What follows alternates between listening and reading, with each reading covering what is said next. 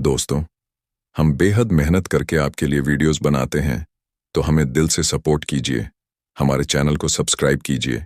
Video को like और करीबी लोगों के साथ शेयर जरूर करें। वीडियो के बारे में अपनी कीमती राय का इजहार कमेंट बॉक्स में जरूर करें। क्या आपने इस वीडियो को मुकम्मल देखा? और अगर आपने इसका पहला भाग अभी तक नहीं देखा है, तो हमारे YouTube चैनल पर जाकर इसका पहला भाग जरूर देखिएगा। पिछले भाग में आपने देखा किस तरह समाल देश की शहजादी जवाहर ने धोखे से बादशाह भद्र को तोता बना दिया और कनीज को देकर कहा कि इस तोते को ऐसी जगह पर छोड़ाओ जहां पर ना ही दाना हो ना ही पानी हो और यह भूख प्यास से तड़प तड़प कर मर जाए। कनीज उस परिंदे को लेकर चली गई, लेकिन रास्ते में उसे उसके ऊपर रहम आ गया। कितना गठीला बहादुर नौजवान इतना खूबसूरत बगैर दाने पानी की तरफ तड़प कर मरेगा। उसने सोचा, शहजादी ने गुस्से में उसे ऐसी सजा दी है, लेकिन वह भी तो रहमदिल है और गुस्सा खत्म होने पर वह उसकी मौत पर अफसोस करेगी। इसलिए उसने तय किया कि वह उसे ऐसी जगह पर छोड़ देगी जहां पर जगह हरी भरी हो, जिससे वह वहां पर जिंदा रह सके। उसने ऐसा ही किया और उसे ऐसी ही जगह पर जाकर छोड़ दिया जहां पर पेड़ थे, पानी के झरने थे, जगह जगह तालाब थे। इधर सालेह ने महल में बहुत तलाश करवाई, लेकिन जवाहर उसे कहीं ना मिली। उसने गुस्से में आकर अपने सिपाहियों को हुक्म दिया कि संभल के बादशाह को कैद खाने में डाल दो और तरह तरह से उसे तकलीफ दो, क्योंकि उसे जवाहर के बारे में मालूम होगा। जब वह तकलीफ से तड़पेगा, बेचैन होगा, तो जवाहर का पता बता देगा। फिर मैं उसे पकड़कर ले आऊंगा। और फिर वह अपने मुल्क वापस आया और दूसरे दिन अपनी मां से पूछा कि भद्र दिखाई नहीं देता, क्या बात है? उसकी मां ने कहा, जब मैंने सुना कि संभाल के बादशाह ने तुम्हें मार डाला है, तो मैंने बहुत बड़े सिपाहियों का दस्ता उधर रवाना किया। इस वक्त बद्र भी कहीं चला गया और जब से वह दिखाई नहीं दिया। सालेह को यह सुनकर बहुत ही अफसोस हुआ और वह सोचने लगा कि इतना सारा झंझट ही बेकार हुआ। मैंने बद्र को खुश करने के लिए सब किया और इस वक्त बद्र ही गायब हो गया। उसे बेहद ही शर्म आएगी। वह अब अपनी बहन को क्या मुंह दिखाएगा? उसने अपने सरदारों, मंत्रियों, वजीरों सभी को हुक्म दिया कि पूरे मुल्क में बद्र का पता लगाए, लेकिन काफी दिनों की तलाश के बाद भी पता न चला कि बद्र कहाँ है। सालेह ने सोचा कि मुमकिन है वह समाल देश गया हो। इसलिए सालेह ने अपनी मां को सारा मुल्क सौंपा और कहा, मुल्क का ध्यान रखना, और वह खुद दोबारा संभल देश की तरफ चला गया। इधर ईरान में मल्लिका गुलनार बेहद दिनों से बद्र का इंतजार कर रही थी, लेकिन सालेह और बद्र में से किसी की वापसी ना हुई। फिर उसने उन दोनों के साथ गए शिकारियों के बारे में पूछवाया कि वह आए हैं या नहीं। उन्होंने वापस आकर मल्लिका के हुक्म को सुना तो उसके पास आए और कहने लगे, दोनों एक हिरण के पीछे घोड़े दौड़ाते हुए आगे निकल गए। हम पीछे रह गए। हम बहुत दिनों तक उन्हें ढूंढते रहे, लेकिन वह ना मिले। लेकिन उनके घोड़े एक पेड़ से बंधे हुए मिले। हम उन्हीं घोड़ों को लेकर चले आए। उनकी यह बात सुनकर मल्लिका को एहसास हुआ कि घोड़े छोड़कर सालेह और बद्र दोनों जरूर समुद्र में गए होंगे और सालेह के मुल्क चले गए होंगे। इसी फिक्र में उसने सिपाहियों को हुक्म दिया कि बद्र और सालेह को उसी जगह ढूंढते रहे जहां से वह गायब हुए थे। फिर वह अपनी कनीजों से बचकर समुद्र में गई और अपने मायके पहुंची। वहां पहुंचकर अपनी मां से पूछा कि सालेह और बद्र अचानक कहां गायब हो गए। कहीं ऐसा तो नहीं कि वह यहां आए हों? उसकी मां ने कहा, बेटी, उन दोनों का हाल मैं क्या बताऊं। उन दोनों के यहां आने से मुझे बहुत ही खुशी हुई थी, लेकिन जब सालेह ने बताया कि बद्र संभाल देश की शहजादी के पीछे पागल है, अगर उससे उसकी शादी ना हुई तो वह अपनी जान दे देगा, इसलिए मुझे फिक्र हुई कि वह बादशाह बेहद घमंडी है, शादी को कैसे तैयार होगा। सालेह ने कहा, मैं शादी का पैगाम लेकर जाता हूं, लेकिन जो मुझे उम्मीद थी वही हुआ। गुस्से में आकर वहां के बादशाह ने सालेह को पकड़ लिया, उसे मारने का हुक्म दिया। सिपाही यहां आ गए और उन्होंने हमें सारा हाल सुनाया। मैंने एक बड़ी सी फौज सालेह को छुड़ाने के लिए भेजी। यह हाल सुनकर बद्र किसी और तरफ चुपचाप निकल गया। उधर सालेह सामदाल के बादशाह के चंगुल से निकल आया और अपनी फौज के साथ बादशाह को हराकर उसे कैद कर लिया। वापस आने पर जब उसे बद्र के गुम होने का हाल मालूम हुआ, तो यहाँ ढूंढवाने के बाद उसकी तलाश में फिर समाधाल चला गया। गुलनार यह सुनकर रोने लगी। वह अपने भाई को भला कहने लगी कि अच्छा उन्होंने शहजादी का जिक्र करके मेरे बेटे का दिमाग खराब कर दिया। उसकी माँ ने कहा, इसमें कोई भी शक नहीं, सालेह को चाहिए थे कि वह जवाहर का जिक्र तुमसे ना करता। बद्र को यह बात मालूम ना होती। लेकिन अब तुम फिक्र मत करो, वह बद्र को जरूर ढूंढ निकालेगा। तुम्हारे लिए यही ठीक है कि ईरान जाकर अपना मुल्क संभालो, वरना वहां कोई और इंसान गड़बड़ी कर सकता है। गुलनार ने मां की बात मानी और ईरान वापस आ गई। ईरान आकर उसने एक और समझदारी का काम किया। उसने राजधानी में मुल्क में ऐलान करवा दिया कि बद्र का हाल मालूम हो गया है और वह ठीक है और जल्द ही वापस आ जाएगा। सब लोग इस बात को सुनकर खुश हुए और अपने अपने कामों में लग गए। अब बद्र का हाल सुनिए। जब कनीज उसे टापू में बने पेड़ पर छोड़ आई, जो जमीन का एक टापू था, तो वह अपने पक्षी परिंदे जैसे जिस्म को देखकर बहुत ही हैरान हुआ। उसे मालूम भी ना था कि ईरान किधर है और उसके पंखों में इतनी ताकत भी ना थी। वह उड़कर किसी दूर देश जाता, और अगर वह ईरान पहुंच भी जाता है तो क्या फायदा, उसे उस रूप में पहचानता भी कौन।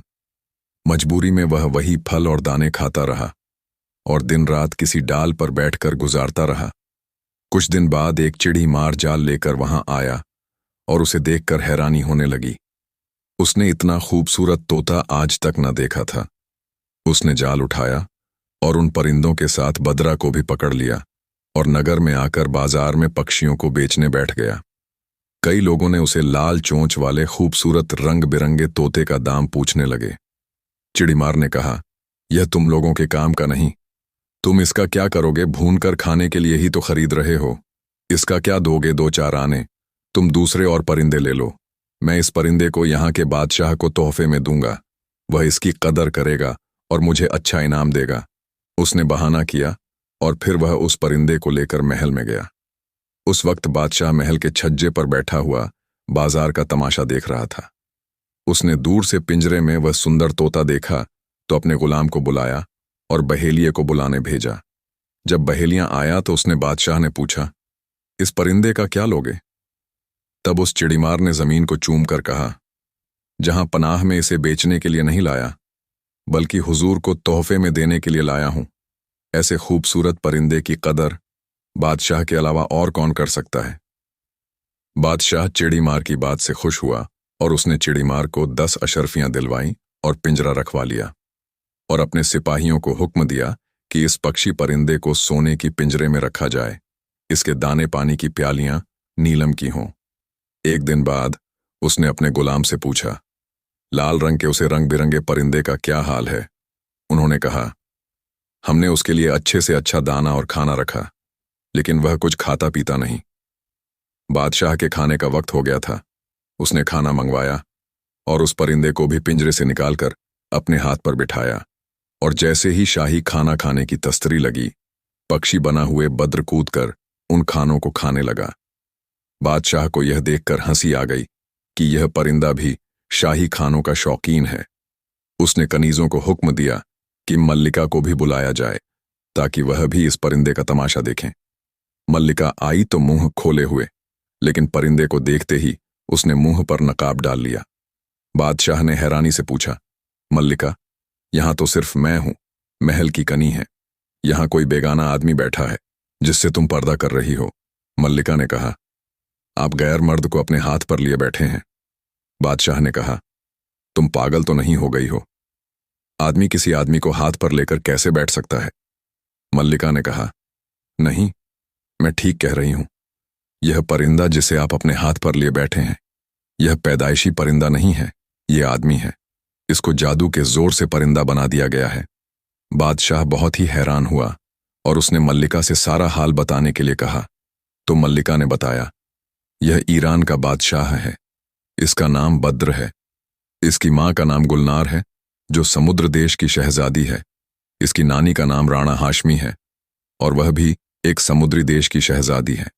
यह समदाल देश की शहजादी जवाहर से शादी करने की ख्वाहिश लेकर गया था, जिसने इसको गुस्से में जादू से परिंदा बना दिया है। बादशाह को यह सुनकर बहुत ही अफसोस हुआ। वह बोला, देखो किस्मत कैसे कैसे गुल खिलाती है। कहाँ तो यह बादशाह था और कहाँ परिंदा बनकर पिंजरे में बंद है। एक बात बताओ, तुम अगर सब जानती हो तो यह भी जानती होगी कि किस तरह यह अपनी असली हालत में आ सकेगा या नहीं। मल्लिका ने कहा, यह क्या मुश्किल है, मैं भी जादू जानती हूँ और इसलिए मैंने इसकी असली हालत को पहचान लिया है। लेकिन क्योंकि मैं पर्देदार औरत हूँ, इसलिए इसको अपने सामने अपने असली रूप में ना लाऊंगी। आप इसे लेकर दूसरे कमरे में चली जाइए, फिर जो कुछ मैं कहूँ वह सब कीजिएगा। यह अपने असली रूप में आ जाएगा, अपनी असली हालत में आ जाएगा।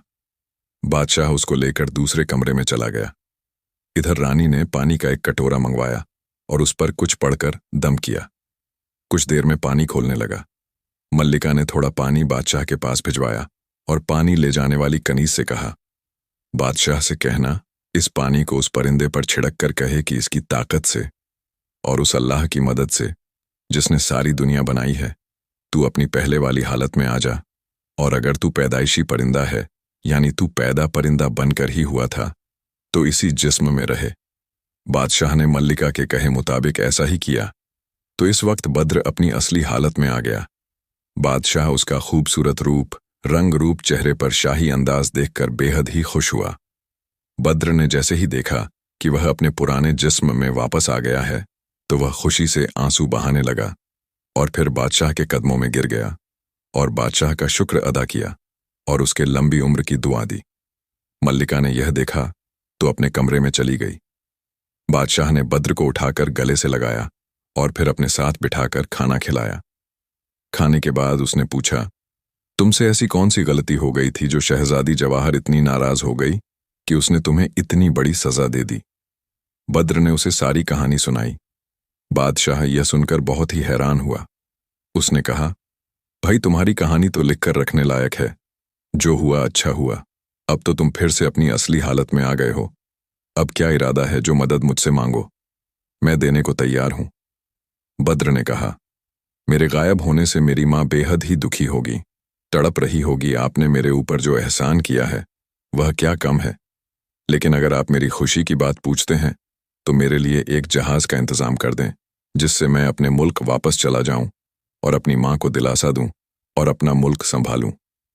बादशाह ने खुशी से मंजूर किया और अपने सिपाहियों को हुक्म दिया कि बद्र को वापस उसके मुल्क पहुंचाने के लिए जहाज का इंतजाम किया जाए। उसी वक्त एक बढ़िया जहाज सजाया गया और बद्र बादशाह का शुक्रिया अदा करके वहां से विदा हुआ। बद्र ईरान के लिए निकल पड़ा। 10 दिन तक जहाज आराम से चला रहा, लेकिन 11वें दिन मुसीबत खड़ी हो गई। समुद्र में एक तूफान आ गया, जिससे जहाज अपना रास्ता भटक गया। कुछ ही देर में जहाज के सारे तार टूट गए और जहाज लहरों में पछाड़े खाता, उछलता कूदता आगे बढ़ने लगा। देखते ही देखते वह एक चट्टान से जा लगा और जहाज टुकड़े टुकड़े हो गया। औरों का मालूम नहीं क्या हुआ, लेकिन बद्र एक तख्ते के सहारे तैरता हुआ कुछ ही घंटे में जमीन पर जा लगा। यह एक द्वीप था, जिसमें समुद्र पर एक और पहाड़ था और दूसरी तरफ एक दूर को एक मुल्क दिखाई दे रहा था।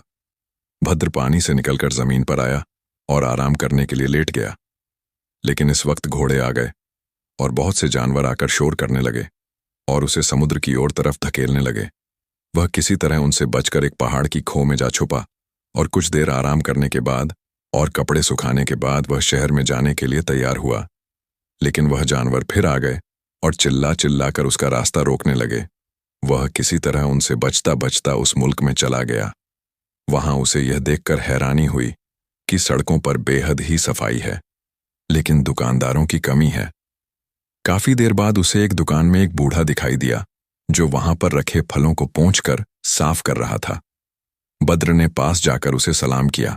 उसने बद्र को देखा कि यह तो बेहद ही खूबसूरत है और इसका रंग रूप भी बेहद सुंदर है, बहादुर लगता है। वह बेहद ही मुतासिर हुआ और उसके सलाम का जवाब देकर उससे पूछा, तुम कौन हो? बद्र ने उसे बताया कि मैं ईरान का बादशाह हूं और मेरा जहाज भटक कर इधर आ गया है। इसके बाद बूढ़े ने पूछा, मेरे अलावा तुम्हें किसी और ने तो यहां नहीं देखा?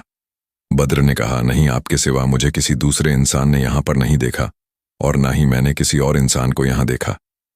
मुझे बहुत ही हैरानी है कि ऐसा साफ सुथरा शहर है, इतना वीरान क्यों है?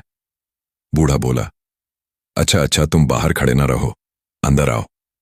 बद्र अंदर गया तो बूढ़ा बोला, यह बहुत ही अच्छा हुआ कि अभी तक तुम्हें किसी ने नहीं देखा। इस शहर की एक बहुत ही अनोखी बात मुझे तुमसे कहनी है, लेकिन तुम मुझे भूखे प्यासे मालूम होते हो। चलो पहले खाना खाओ, फिर मैं तुम्हें यहाँ की बातें बताऊंगा। बद्र खा पीकर मुतमईन हुआ तो बूढ़ा कहने लगा, देखो बादशाह बा, यहाँ पर तुम्हें बहुत होशियारी से रहना होगा। यह एक जादू का शहर है। यहाँ की मल्लिका है, वह एक औरत है और वह बहुत बड़ी जादूगरनी है, बेहद ही खूबसूरत है और हर वक्त अच्छे अच्छे मर्दों के साथ ऐश करना, जिना करना उसका पेशा है। तुमने देखा होगा कि शहर के बाहर समुद्र के किनारे बहुत से जानवर होंगे जो तुम्हें रोकने की कोशिश करते होंगे ताकि तुम इस मुल्क में ना आओ। वह सब तुम्हारी तरह पहले इंसान थे और यहाँ की मल्लिका ने उन्हें अपने जादू के जोर से जानवर बना दिया है। बद्र को हैरानी हुई। उसने पूछा, मल्लिका आदमी को जानवर क्यों बना देती है? बूढ़े ने कहा, मैंने तुम्हें बताया, मल्लिका बहुत ही बड़ी जिनाकार औरत है। वह जब भी किसी खूबसूरत मर्द को देखती है तो वह उसे पकड़वा लेती है। मैंने तुम्हें इसलिए छुपाया है कि वह तुम्हें ना देख सके। वैसे तो वह उसकी बहुत ही इज्जत करती है और उसके साथ वह काम करती है जो शादी के बाद शौहर अपनी बीवी के साथ करता है। कुछ दिन वह उसके साथ इसी तरह अपना दिल बहलाती है और हर वक्त उसके साथ जिनाकारी में लगी रहती है। लेकिन जब उसका दिल भर जाता है और जब उसके जाल में कोई दूसरा खूबसूरत आदमी आ जाता है तो वह जो आदमी पहले उसके पास था उसे कोई ना कोई जानवर बना देती है ताकि उसका राज किसी पर जाहिर ना हो। ये बेचारे जानवर किसी वक्त में उसके प्यार थे और जब उसका दिल इनसे भर गया तो उसने इन खूबसूरत आदमियों को जानवर बना दिया। इसीलिए वह तुम्हें शोर ममछाकर रोकने की कोशिश कर रहे थे। वह हर आने जाने वाले को इसी तरह रोकने की कोशिश करते हैं, लेकिन अपनी हालत की वजह से बोल नहीं पाए। वह चिल्ला चिल्ला कर यही कहना चाहते हैं कि वापस चले जाओ, इस मनहूस शहर के अंदर ना आना, तुम्हारी हालत भी हमारे जैसी हो जाएगी। लेकिन आने वाला उनके मतलब को नहीं समझ पाता और उनके शोरगुल को अनसुना करके शहर में आ जाता है और उस जालिम रानी के जाल में फंसकर कुछ दिनों बाद जानवर बन जाता है और उन जानवरों में जा मिलता है। बद्र यह सुनकर बहुत ही घबराया और कहने लगा, या अल्लाह, यह कैसा जुल्म है। मैं अभी एक जादूगरनी से छूटा हूं और दूसरी के मुल्क में आ फंसा। बूढ़े के पूछने पर उसने जवाहर के परिंदा बनाने की पूरी कहानी उसे बताई और फिर उस रानी जिसने उसे इंसान बनाया उसकी कहानी सुनाई। बूढ़े ने कहा, इसमें कोई शक नहीं कि तुम बड़े खराब मुल्क में आ फंसे हो, लेकिन तुम्हारी किस्मत जबर है। तुम सबसे पहले मुझसे मिले। अब तुम इसी दुकान में रहकर काम करो। मुझे यहां हर एक इंसान जानता है। तुम्हें यहां रहने में कोई तकलीफ ना होगी, लेकिन खबरदार किसी से मेल जोल ना बढ़ाना, वरना मुसीबत में फंस सकते हो। बादशाह बद्र ने बूढ़े को बहुत बहुत शुक्रिया अदा किया कि तुमने मुझे खतरे से मोहताज कर दिया है। वह उसकी दुकान में बैठा रहता है और दुकान में काम करता। जो भी आदमी उस बूढ़े की दुकान पर आता, बद्र को देखकर ठगा सा रहे। ज्यादातर देखने वालों को यह देखकर बहुत ही हैरानी होती कि अभी तक उसे जालिम जादूगरनी के फंदे से किस तरह बच पाया है, क्योंकि वह किसी भी खूबसूरत आदमी को अपने साथ जिना करवाकर जानवर बनाए बगैर नहीं छोड़ती है। कई लोगों ने बुढ़े से पूछा, क्या यह जवान आदमी तुम्हारा गुलाम है? बूढ़ा हमेशा एक जवाब देता, भाइयों, यह मेरा गुलाम नहीं, मेरा भतीजा है। इसके बाप यानी मेरे भाई का भी जल्दी इंतकाल हो गया है और मरते वक्त वह बेहद ही गरीब था और इस जवान का कोई ठिकाना ना था। मेरा भी कोई बेटा ना था, इसलिए मैंने इसे बुलाकर अपने पास रख लिया है। सुनने वाले कहते, यह तो सुनकर हमें बेहद ही खुशी हुई कि तुमने एक बिन बाप के बेटे को जगह दी है, लेकिन हमें इस बात का बहुत ही डर और अफसोस भी है कि कहीं मल्लिका ने इसकी खूबसूरती की तारीफ सुन ली तो इस बेचारे की तो छुट्टी समझो। वह इसको ले जाएगी और कुछ दिनों अपने साथ रखेंगी और इसके साथ जिनाकारी में हर वक्त लगी रहेगी और फिर इसे भी जानवर बनाकर चरने के लिए छोड़ देगी। इस पर बूढ़ा कहता होता तो वही है जो अल्लाह चाहता है। मुझे उम्मीद है कि मैं मल्लिका से गुजारिश करूंगा कि यह मेरा भतीजा है और मेरा गोद लिया हुआ बेटा है, तो इस पर जरूर रहम करेगी और इसको जानवर ना बनाएगी।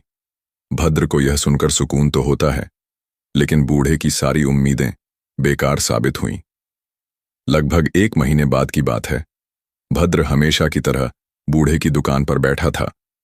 उसी वक्त मल्लिका की सवारी उधर से निकली।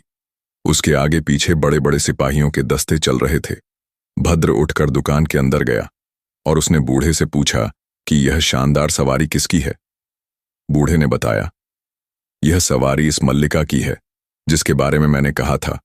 उसने भद्र से कहा, तुम घबराओ नहीं और अपनी जगह पर जाकर बैठो। भद्र अपनी जगह पर जा बैठा था और तमाशा देखने लगा। फौज के जितने भी अफसर थे सभी उस बूढ़े को सलाम करते जाते। सारी फौज की वर्दी गुलाबी थी। उनके पीछे ख्वाजा साराओं के दस्ते थे जो उम्दा कम ख्वाब के कपड़े पहने हुए थे। दुकान के सामने से निकलने पर उन्होंने बूढ़े को सलाम किया। उनके आगे पीछे औरतों का एक दस्ता भी आया।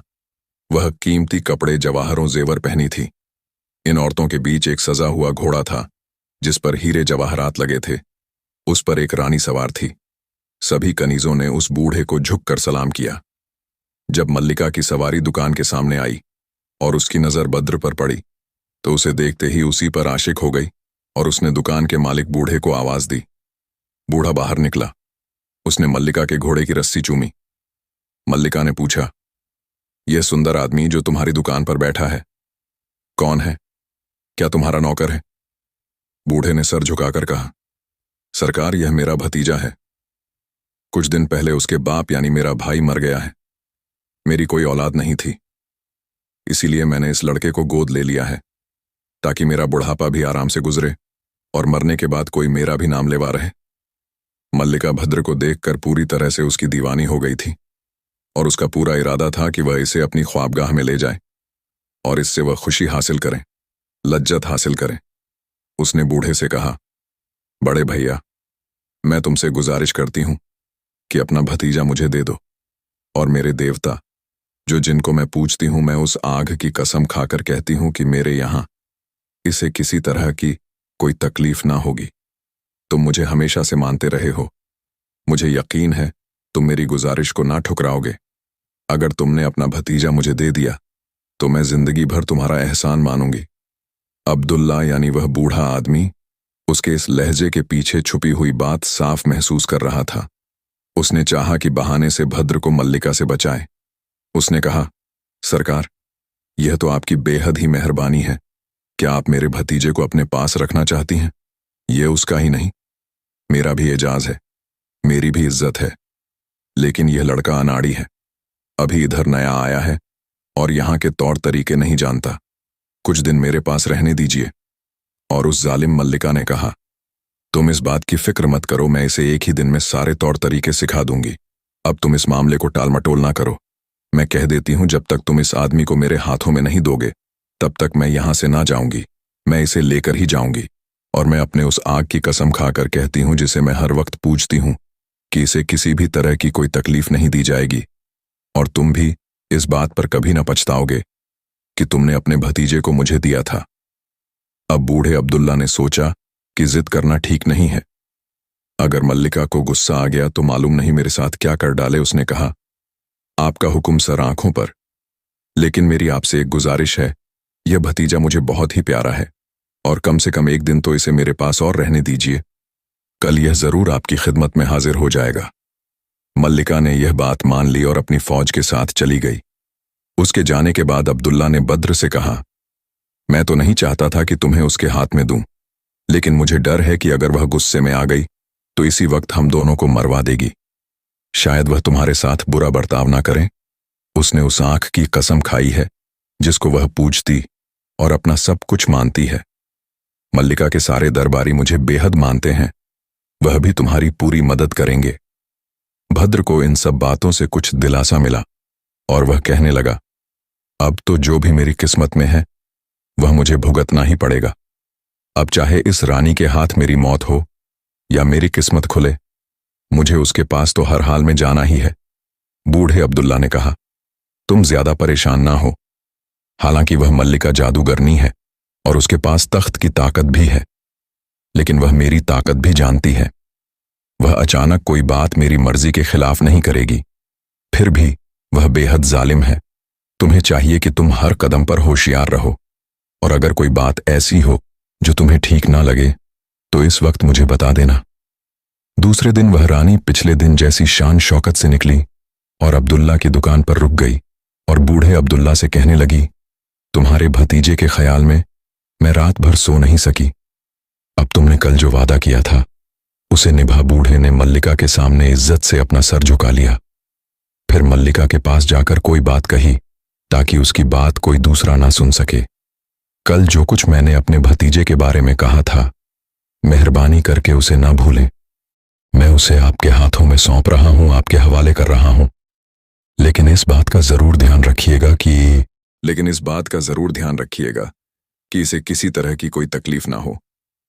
मैंने आपसे पहले भी कहा था और अब फिर कहता हूं कि यह लड़का मेरे बेटे के जैसा है और इसके गम से मुझे गम होगा। मल्लिका ने कहा, तुम्हें यकीन क्यों नहीं हुआ? मैंने तो इस बारे में तुम्हारे सामने उस आग की कसम खाई थी जिसको मैं पूजती आई हूं। मेरे पास इसे कोई भी गम ना पहुंचेगा। बूढ़े अब्दुल्ला ने बद्र का हाथ मल्लिका के हाथ में दिया और कहा, आपकी बात पर यकीन ना होने का तो सवाल ही पैदा नहीं होता, लेकिन जहां आपने हमारे ऊपर इतनी मेहरबानी की है वहां इतना करम और कीजिएगा कि कभी कभी यहां आकर हम दोनों को मिलने की इजाजत दे दीजिएगा। इसलिए मैंने दोबारा इसको दुख न पहुंचने की बात की है। ये कभी कभी आकर मुझसे मिलेगा तो मुझे भी खुशी होगी और इसको भी हिम्मत बनी रहेगी। मल्लिका ने यह बात मान ली और 1000 अशर्फियां बूढ़े अब्दुल्ला को दे दी और फिर नौकरों को इजाजत दी कि एक अच्छा आलीशान घोड़ा लेकर आओ जिसकी सजावट बेहद उम्दा हो। सिपाही हुक्म मिलते ही इस वक्त घोड़ा ले आए तो मल्लिका के कहने पर बद्र उस पर सवार हो गया। मल्लिका ने बूढ़े से उसका नाम पूछा तो उसने नाम बताया। बद्र मल्लिका बोली, यह नाम ठीक नहीं है, इसे तो बद्र चांद के बजाय शमस सूरज कहना चाहिए। यह कहकर मल्लिका अपने महल की तरफ चल दी।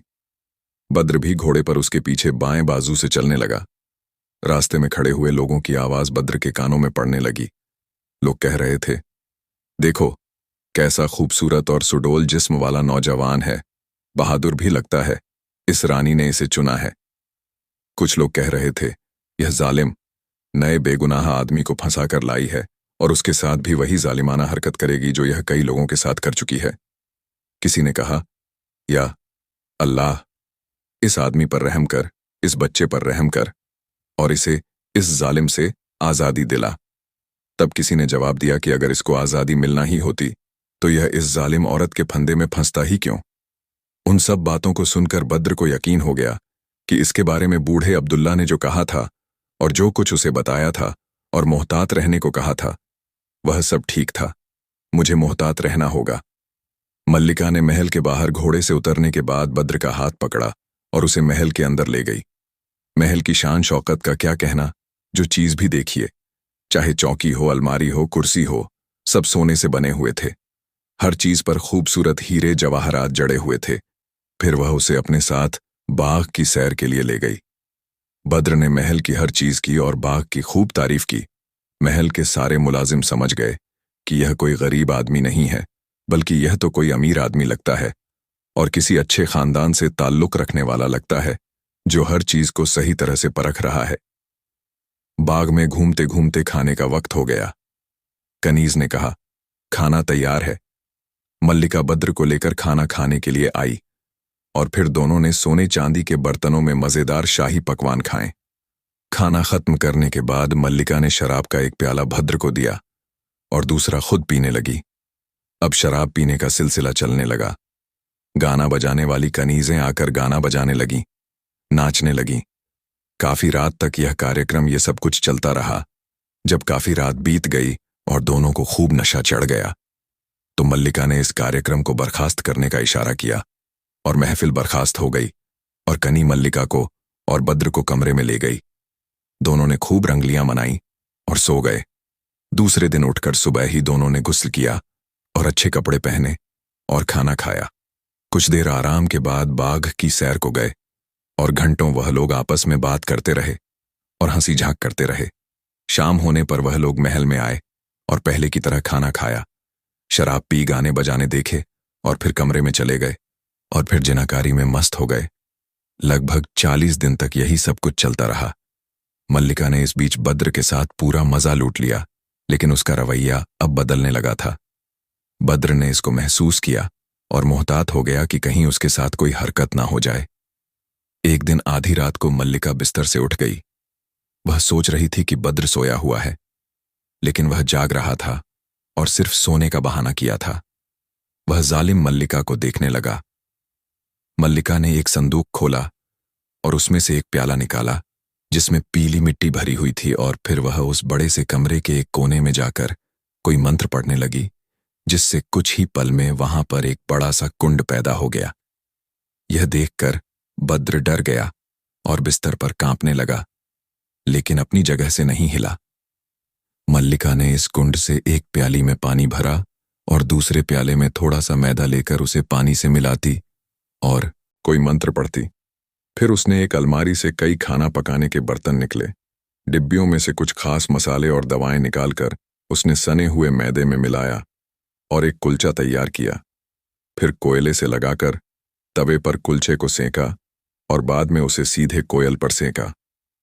कुलचा सिक जाने पर उसने अलमारी में सामान रखा, मंत्र पढ़कर उस कुंड को गायब कर दिया और कुलचे को आराम से रखने के बाद वह बद्र के पास लेटकर सो गई। बद्र ने यह सब कुछ देख लिया था और वह समझ गया था कि इसमें जरूर कोई गहरा राज है।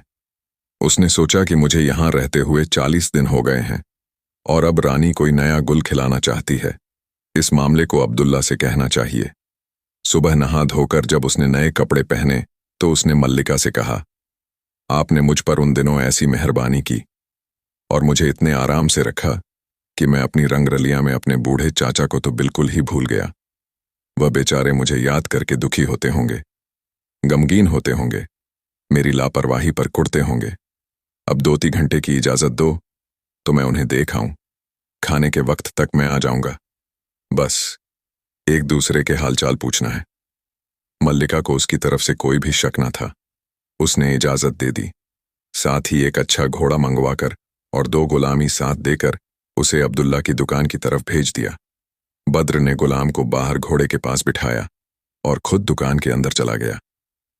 अब्दुल्ला उसे देखकर बेहद ही खुश हुआ और पूछने लगा, मल्लिका के साथ कैसी गुजर रही है?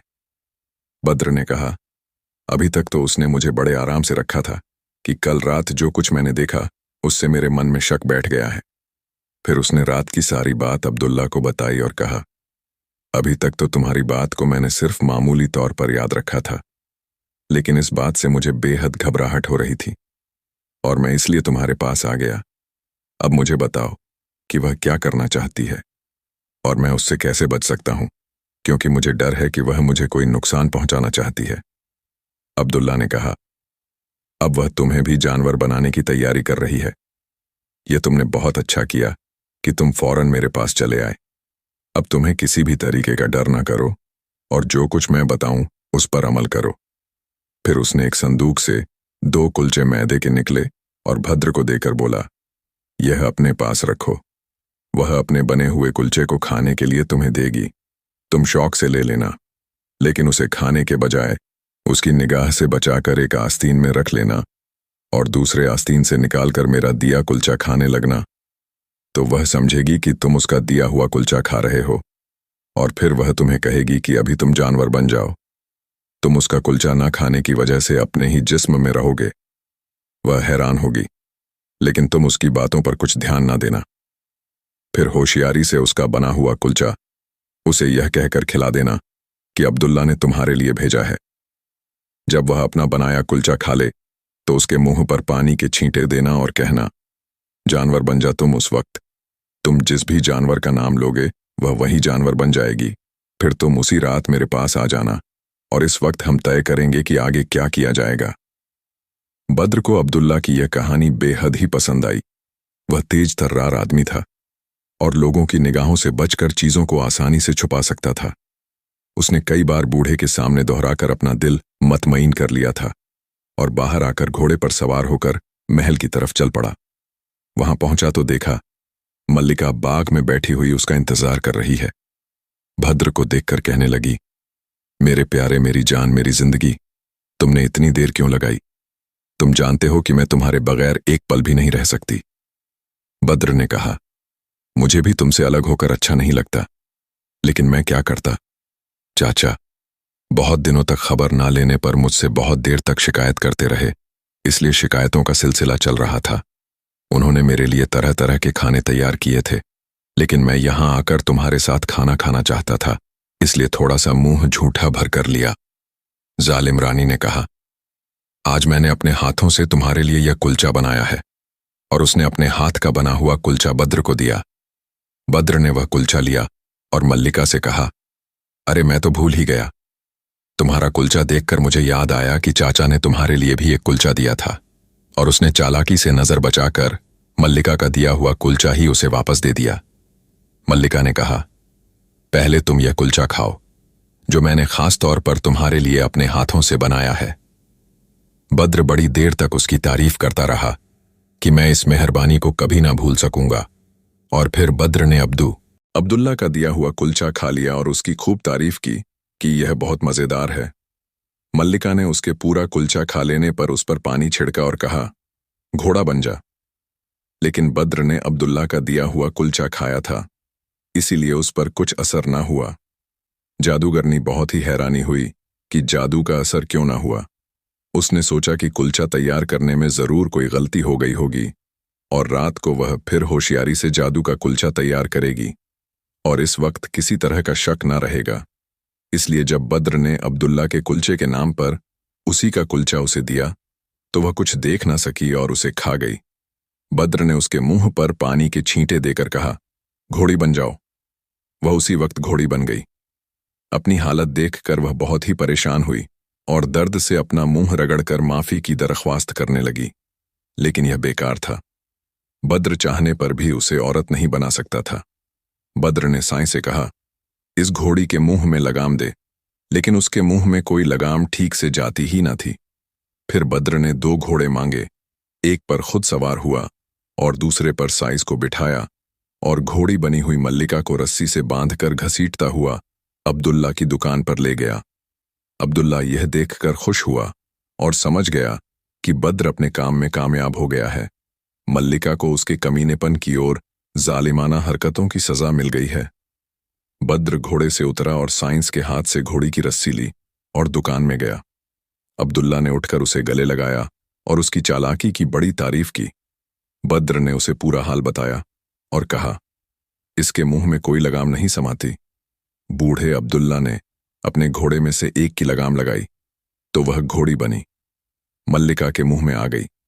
फिर उसने बद्र से कहा, अब तुम इस मुल्क में बिल्कुल ना ठहरो, इसी घोड़ी पर सवार होकर फला रास्ते से होते हुए मुल्क अपने ईरान मुल्क में चले आओ। और उसने रास्ता बताया, लेकिन यह ध्यान रखना है कि यह लगाम कभी भी इसके मुंह से निकल ना पाए, वरना यह तुम्हारे काबू से बाहर हो जाएगी। और यह कहकर उस बूढ़े ने उसे रास्ते का नक्शा दिया। भद्र इस घोड़ी बनी हुई रानी पर बैठा और चल दिया। कई दिनों बाद वह एक देश में पहुंचा। वहां उसे एक बूढ़ा मिला। यह दूसरा बूढ़ा भी बड़ा भला आदमी लगता था। उसने भद्र से उसके बारे में पूछा और कहा, कहां से आते हो, कहां जाने का इरादा है, क्या सफर ठीक से हो रहा है या नहीं।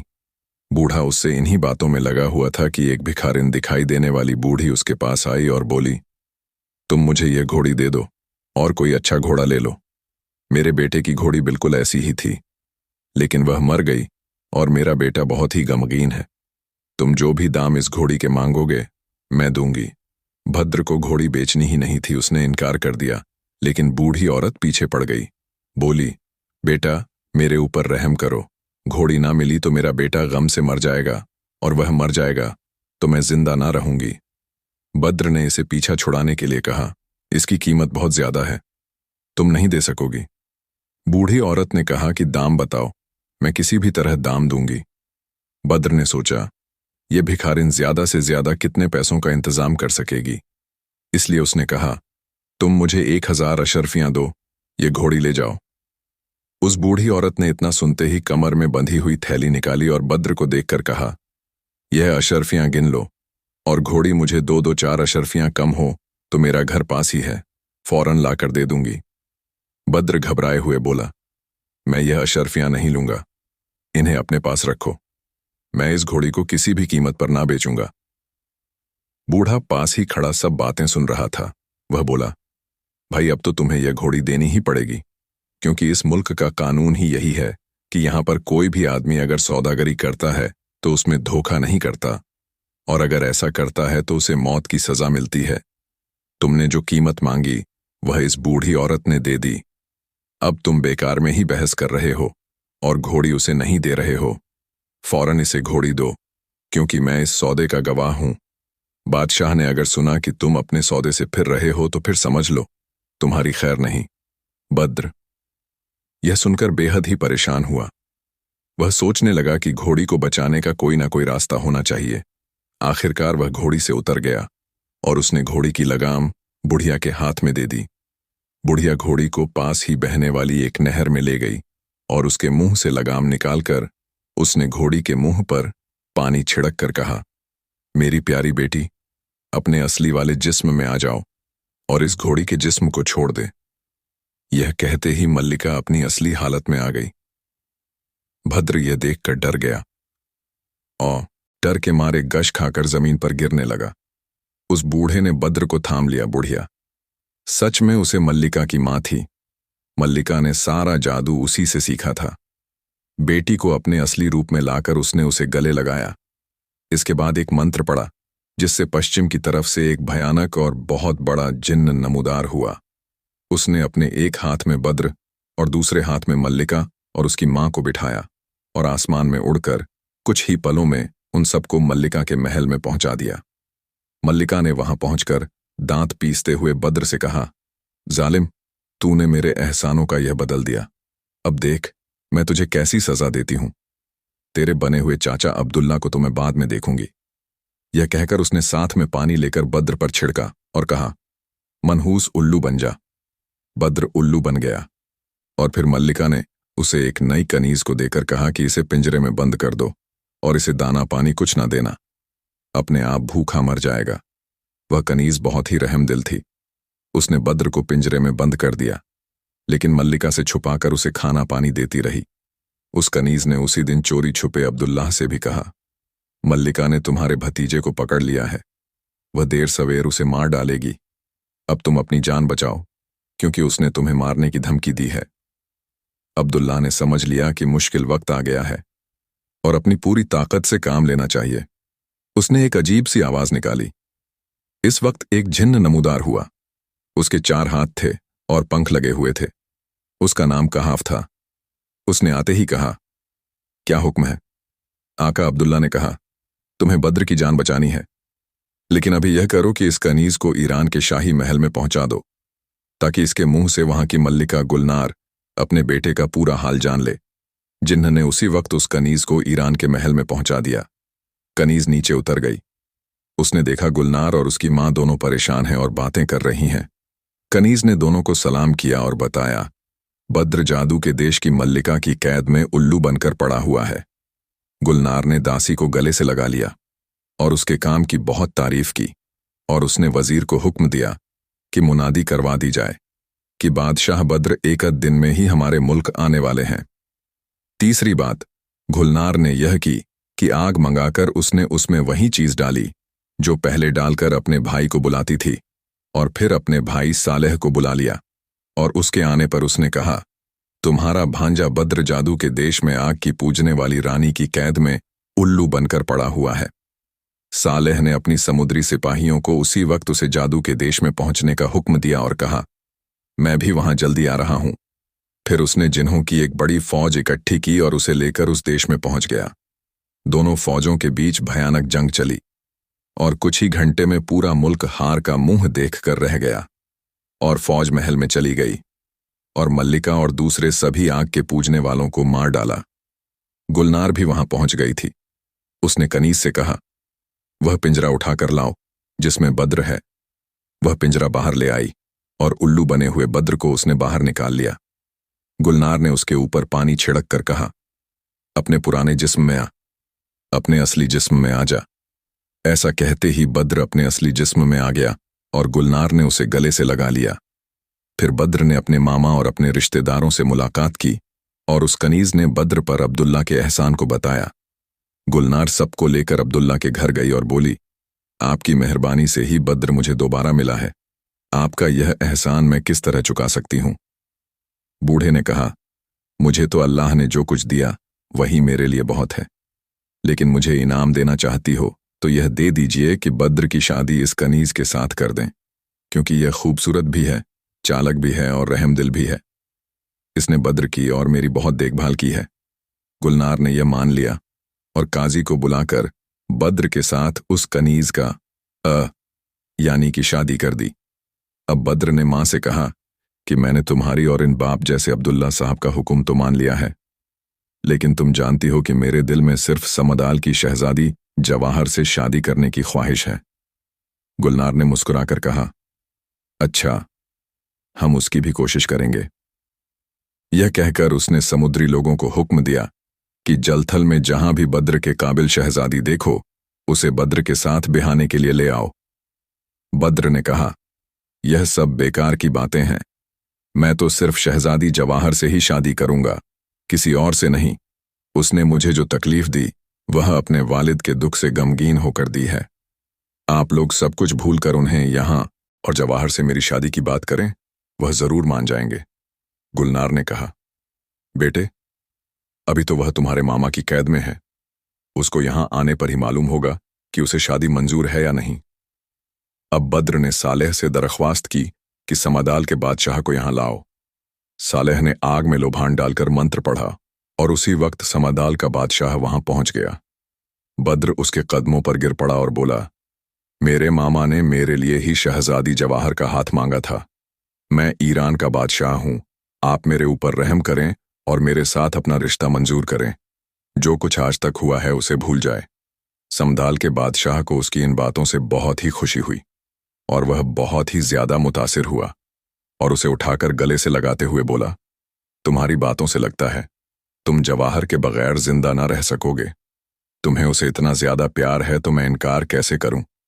मैं अपने पूरे दिल से उसे तुम्हें देता हूं और तुम उसकी तरफ से इतनी बात याद रखो, उसने कभी भी मेरे हुक्म को नहीं टाला है और मैं कहूंगा तो वह तुम्हारे साथ खुशी खुशी शादी को तैयार हो जाएगी।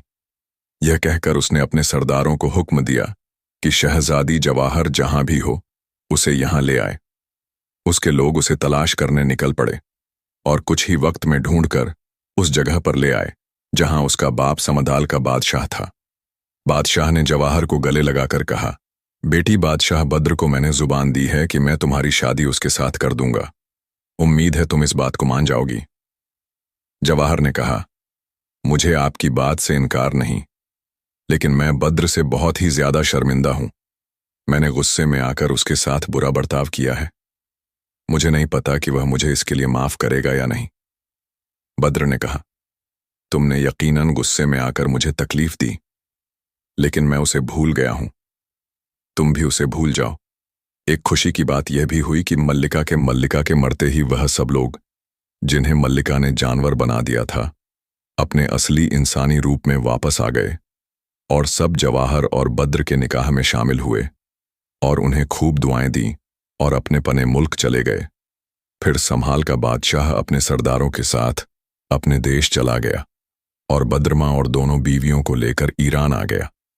कुछ ही दिनों तक वहां रहने के बाद सालेह भी अपनी मां को लेकर अपने समुद्री मुल्क में वापस चला गया। तो प्यारे दोस्तों, यह थी बादशाह बद्र और समदाल की शहजादी जवाहर की मोहब्बत की कहानी। आपको यह कहानी कैसी लगी कमेंट करके जरूर बताएं दोस्तों। इस कहानी का पहला भाग हमारे YouTube चैनल परिवॉइस पर अपलोड हो चुका है। अगर आपने अभी तक नहीं देखा है तो जाकर जरूर देखिएगा और इस वीडियो को लाइक करें, साथ ही कभी भी लोगों के साथ शेयर भी करें। नए आने वाले लोगों से दिल से गुजारिश है, हमारे YouTube चैनल को सब्सक्राइब कर लें, साथ ही लगे बेल बटन को प्रेस कर दें। शुक्रिया। अल्लाह हाफिज।